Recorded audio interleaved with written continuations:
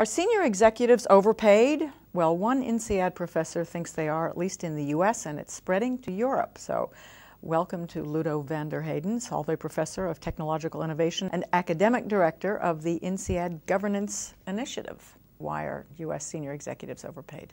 Well, did you look at the numbers? Yeah, but I'm just looking at the numbers. I would say, I come at it from a different angle, in the sense that it's a little bit sometimes is the way I come to the pay for MBAs. I think there is sort of a pay inflation that has occurred in the US over many years, and so there's been sort of a conspiracy, so to speak, or sort of a social movement among CEOs who've sort of decided to appoint themselves under a myth of value creation.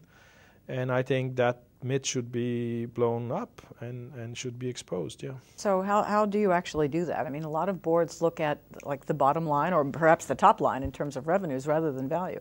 Yeah, I think first, I think that you've just answered, I think the key question is people should look at value creation. Pay is not related to value creation. By sort of a reasonable index of value creation. That is one aspect in which the US governance model has failed the companies and has led to CEOs being overpaid. You want to pay to somehow be related to the value creation, but not just the value creation by the company, but by their own contribution. And there I find that very hard to measure. It does seem that an awful lot of business practices kind of spread from Wall Street to the City of London to the CAC 40 companies. Is that still happening? I mean, have we seen that kind of executive pay rise? That I think is sort of the happy news, if there is happy news, but that there is the happy news of the stop of the Wall Street example, which I would call Wall Street capitalism, which I think is unfair capitalism. I think that doesn't give a good name to capitalism. And there was this myth of value creation that was actually fueled by the U.S. government sort of, putting money in the economy and led to more demand for stocks and greater demand aspects that actually increased the value without the CEOs necessarily being more performing. We have to look much more seriously at CEO compensation and have a principle-based approach or a market approach. I think that's for me. Now, why do I choose the principle-based approach is because I don't think there is an easy market for CEOs for the simple reason that I do believe that the value added of CEOs is not just their own value added, but the value added of a team.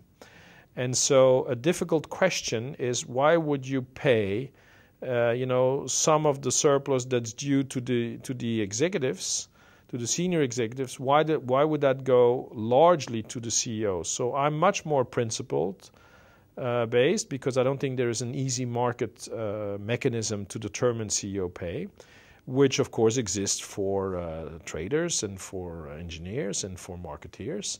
This is kind of the crux of corporate governance, I would imagine. Exactly, and I think corporate governance, because it was locked up by CEOs who also were chairmen, so they were running their own show for their own benefit, and the number of cases in which CEOs actually benefited from a general improvement of context of economic conditions were not certainly cancelled by CEOs really having to pay back the money they made sort of a few years before. So there was no downside risk, only upside, and of course this was allowed by corporate governance practices like golden handshakes, so that the CEOs knew they were under the gun, and then they signed very good exit packages, which I would say most managers in the US wouldn't call for and wouldn't get. How do you design a fair process for executive compensation? I think there should be a fair process for compensation. And I think the first element is transparency, so that CEOs legitimately get what they were promised, and under conditions and contingencies that are clear to a large group of shareholders and by and large stakeholders, I should say, not shareholders. This includes the shareholders, but doesn't really stop with the shareholders. It includes, I think, sort of the people inside, legitimacy, inside legitimacy. And then it especially includes outside legitimacy. So the CEO should never blush and should be willing to explain, a random set of customers who pay for the product and who pay for everything, including the CEO's salary, these millions, are legitimately earned by him. If he can make that story, if he can meet that consumer test, I would feel much better. It's a tough time for executives trying to make money. No, I think that's not true. I think commodity trading, for example, is a very clean business.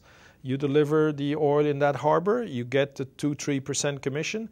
We should not forget, business is there for society. Consumers are not there to make CEOs rich. CEOs are there to make consumers satisfied, to make employees satisfied, to make shareholders satisfied, but they're not there first for themselves. All of this will factor into the corporate governance initiative that you're orchestrating here. Can you tell us a little bit about what your plans are for this initiative? First, we have 3 pillars. One is a training for board members that is distinct from training managers. I think most managers go to board positions without understanding the difference.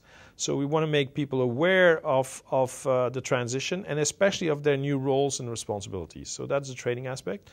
Adding research, this is the angle on which we're the furthest. We have lots of colleagues. I mentioned the CEO compensation study, but there are other studies as well on governance systems, on compensation, on shareholder issues that our colleagues have done. Also, how to make boards work effectively. And then finally, an ongoing discussion, but that we should actually check our arguments in open debate with actual directors and have that confrontation. And when we have that confrontation, I think it enriches us, it enriches them.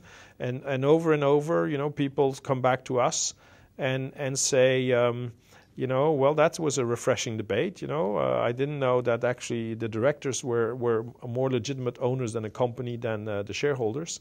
And I think these are the debates one should have, and they will keep our programs on track and inform us of the real concern. But, CEO compensation is probably the most difficult one.